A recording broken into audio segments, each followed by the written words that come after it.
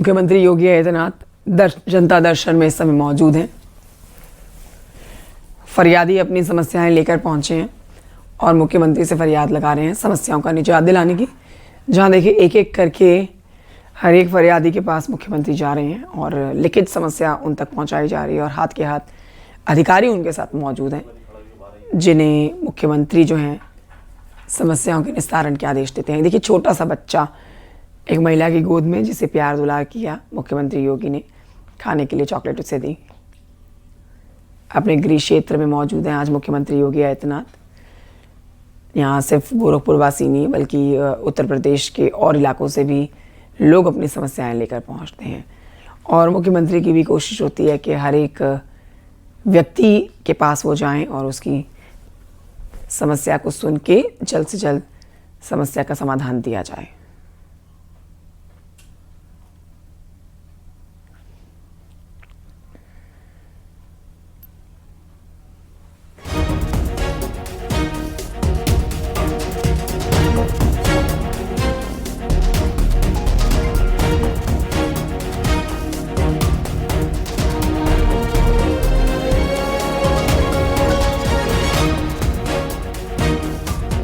बहुत ही एक्सक्लूसिवली आपको ये तस्वीरें दिखा रहे हैं। सुबह का जो आगाज़ अमूमन मुख्यमंत्री योगी आदित्यनाथ कुछ यूँ ही करते हैं, चाहे वो अपने गृह क्षेत्र में हो या फिर राजधानी लखनऊ में हो या फिर किसी भी क्षेत्र में मौजूद हो। वहाँ मुख्यमंत्री क्षेत्रवासियों की समस्याएं सुनते हैं और चाहे समस्या ज़मीन से जुड़ी हो, चाहे स्वास्थ्य से जुड़ी हो, हर एक समस्या का समाधान मुख्यमंत्री की तरफ से दिए जाने की पूरी कोशिश होती है।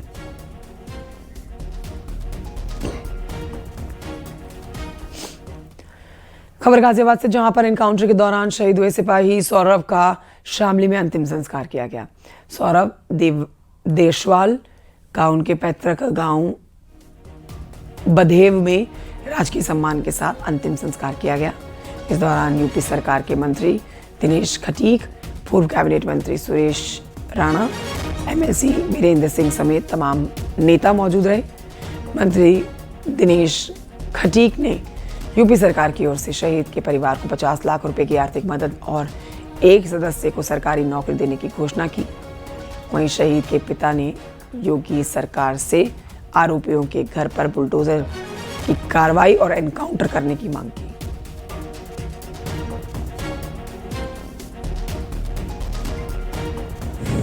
उनके श्री चरणों में प्रणाम करता हूँ और उनकी जो शहादत है ये बहुत सारे नौजवानों के लिए प्रेरणा भी है।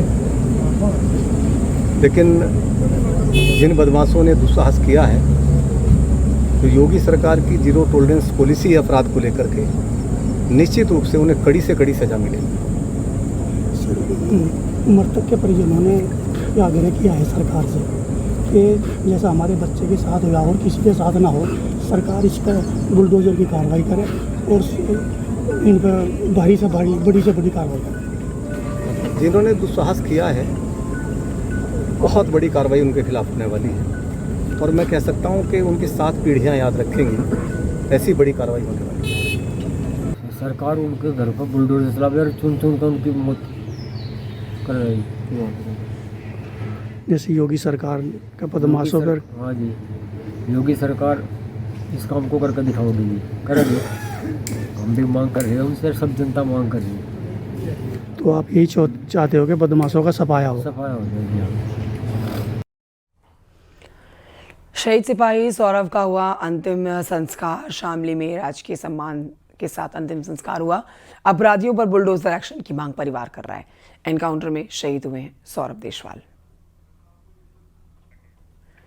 बढ़ते आगे आपको बताते हैं, बिना नक्शा पास कराए मकान बनाने के आरोपी संभल के एसपी सांसद जियाउर रहमान बर्क अब बैकफुट पर नजर आ रहे हैं। सांसद ने जुर्माना देकर नक्शा पास कराने को लेकर कोर्ट में प्रार्थना पत्र दिया है। इसमें उन्होंने माना है कि मकान का नक्शा पास नहीं है। सांसद बर्क ने जुर्माने की राशि जमा करने के लिए कोर्ट से 1 हफ्ते का समय मांगा। केस की अगली सुनवाई 3 जून को होगी।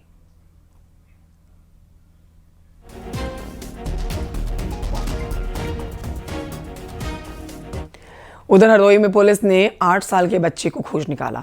पुलिस ने महज 4 घंटे में बच्चे को ढूंढकर परिवार को सौंपा। 8 साल का बच्चा खेलते खेलते शाम को गायब हो गया था। सूचना पुलिस तक पहुंची।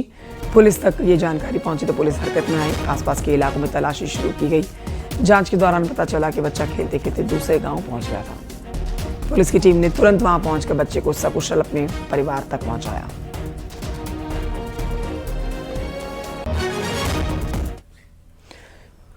ललितपुर के वर्धा चौकी इंचार्ज जितेंद्र सिंह की संदिग्ध हालत में मौत हो गई है।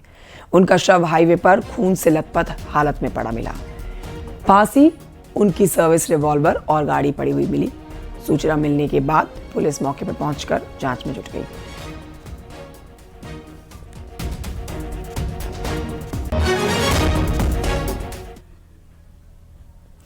खबर गोरखपुर से, जहां पर आज मुख्यमंत्री सामूहिक विवाह योजना के तहत 1200 जोड़ों को आशीर्वाद देंगे और इन्हें 7 फेरे दिलवाएंगे। खाद कारखाना परिसर में भव्य कार्यक्रम का आयोजन होना है। इस कार्यक्रम में सीएम योगी खुद मौजूद रहेंगे और नवविवाहितों को आशीर्वाद देंगे। यहाँ आपको जानकारी दे देते हैं कि अब हर जोड़े पर कुल 1 लाख रुपए की सहायता राशि उनको दी जानी है। 60,000 रुपये कन्या के बैंक खाते में भेजे जाएंगे। 25,000 रुपये उपहार सामग्री और 15,000 रुपये भोजन और आयोजन पर खर्च किए जाएंगे। मुख्यमंत्री योगी आदित्यनाथ के नेतृत्व में यह योजना सामाजिक समानता, गरिमा और सहायता का प्रतीक बन चुकी है।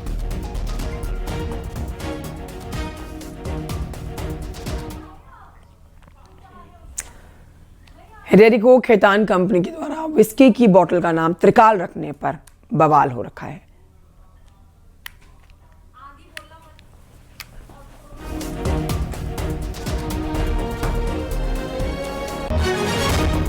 त्रिकाल शब्द सनातन धर्म से जुड़ा हुआ एक पवित्र और आध्यात्मिक शब्द है, जिसे शराब से जोड़ने पर धार्मिक भावनाओं को आहत किया जा रहा है। इस पर विवाद चल रहा है। संतों ने इस पर नाराजगी जताई है। प्रीमियम कैटेगरी की विस्की की कीमत आपको बताते हैं 3,500 से 4,500 के बीच है।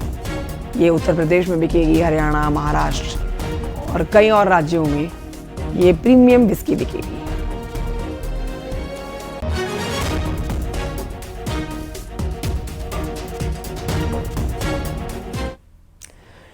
इस मामले पर अयोध्या के साधु संतों ने नाराजगी जताई है। कहा है कि विस्की का नाम त्रिकाल रखना सनातन धर्म का अपमान है।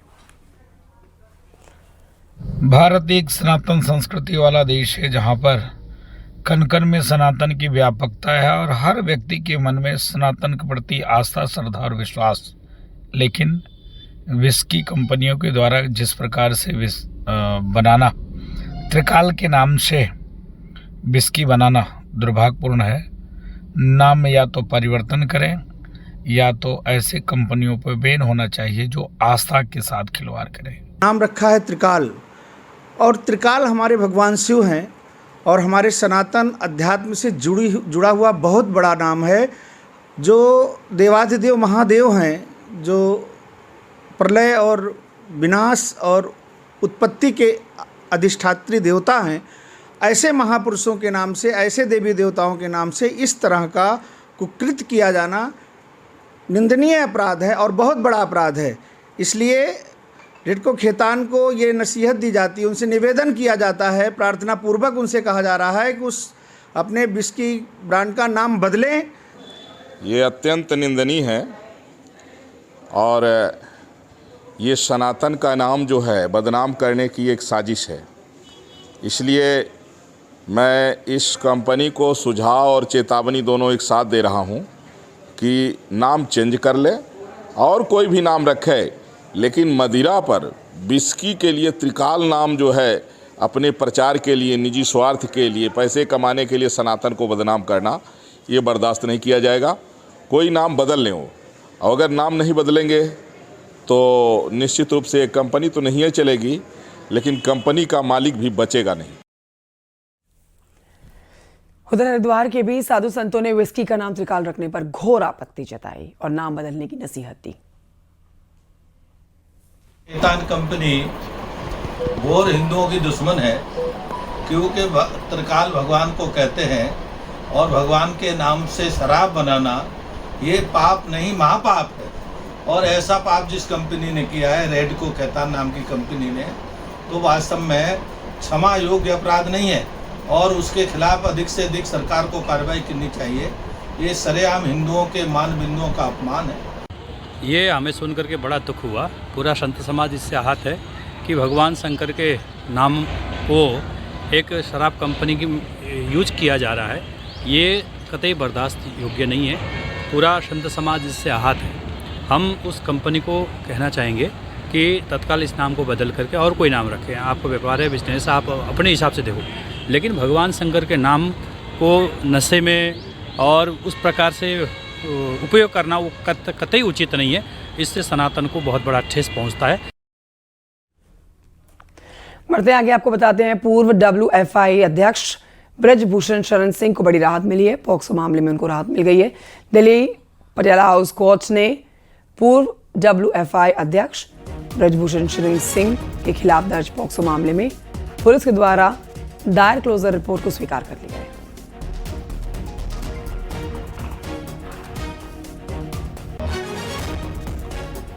ब्रजभूषण शरण सिंह को बरी करने पर उनके बेटे प्रतीक भूषण सिंह ने फेसबुक पोस्ट करके इसे एक बड़ी जीत बताया। उन्होंने लिखा कि हमने एक झूठे और मनगढ़ंत मामले में न्यायिक विजय प्राप्त की है।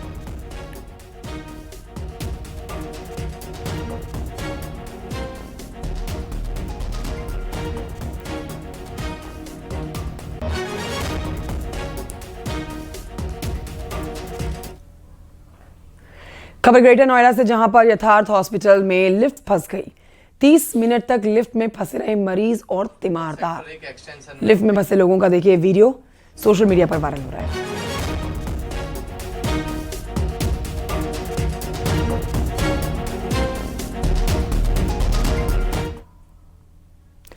इटावा में पुलिस ने एनकाउंटर के बाद 3 अपराधियों को गिरफ्तार कर लिया है। मुठभेड़ में 2 बदमाशों को पुलिस की गोली लगी है। घायल दोनों बदमाशों को इलाज के लिए बसरेहर CHC में भर्ती कराया गया। तीनों के खिलाफ इटावा, मैनपुरी, औरैया, अलीगढ़, कन्नौज, बदायूं जिलों में 60 के आसपास मामले दर्ज हैं।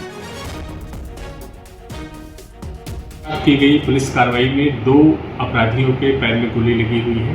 इन्हें उपचार हेतु हॉस्पिटल में भर्ती कराया गया है। इनके कब्जे से दिनांक 18 मई एवं 25 मई को राहगीरों से लूटे गए सोने के आभूषण मोबाइल फोन बरामद किया गया है। इन तीनों अभियुक्तों के विरुद्ध जनपद मैनपुरी, इटावा, औरैया, कन्नौज, फिरोजाबाद में लगभग 60 से अधिक मुकदमे अलग अलग पंजीकृत किए गए हैं, जिनमें लूट, हत्या का प्रयास, गैंगस्टर एक्ट एवं आर्म्स एक्ट के मुकदमे हैं। अग्रिम विधिक कार्रवाई प्रचलित है। प्रयागराज से खबर, जहां पर गंगा, यमुना और अदृश्य सरस्वती की त्रिवेणी पर आज से 25वां गंगा महोत्सव आयोजित किया जाएगा। रजत जयंती वर्ष में आयोजित हो रहे गंगा महोत्सव में आज से 5 जून तक लोक कलाकार यहां पर लोक सांस्कृतिक कार्यक्रम की प्रस्तुति देने जा रहे हैं और इस दौरान संगम तट पर हर दिन भव्य आरती भी की जानी है। साथ ही आपको बताएं कि कवि सम्मेलन और विशाल भंडारे भी किए जाने हैं।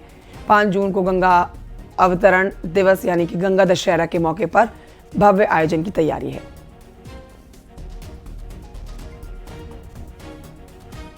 गंगा महोत्सव इस बार हमारा 25 साल पूरे हो रहे हैं। इस 25 वर्षों के गंगा महोत्सव में 27 तारीख से लेकर के 5 जून तक 5 जून तक निरंतर चलता रहेगा। इसमें सांस्कृतिक कार्यक्रम, लोक नाटक कार्यक्रम, भजन संध्या और गंगा नाटक और गंगा के ऊपर जागरण का भी आयोजन किया गया है। प्रतिदिन स्वच्छता संकल्प अभियान लिया जाएगा। उधर मुरादाबाद में आतंकी उल्फत हुसैन को 10 साल की सजा सुनाई गई है। उल्फत हुसैन उर्फ मोहम्मद सैफुल इस्लाम हिजबुल का आतंकी है। ADJ 11 की कोर्ट में उसे 10 साल की सजा सुनाई गई। 48,000 का जुर्माना लगाए। आतंकी उल्फत हुसैन जम्मू कश्मीर के पुंछ जिले का रहने वाला है। कटघर पुलिस ने 2002 में आतंकी उल्फत हुसैन के साथ ही 4 आतंकवादियों को गिरफ्तार किया। आतंकवादियों की निशानदेही पर भारी तादाद में हथियार और विस्फोटक सामान बरामद किया गया। आरोप है कि आतंकी धार्मिक स्थानों, भीड़ भाड़ वाले इलाकों में आतंकी घटना को अंजाम देने वाले हैं। मुरादाबाद पुलिस ने इनके ऊपर 25,000 रुपए का इनाम घोषित किया हुआ था।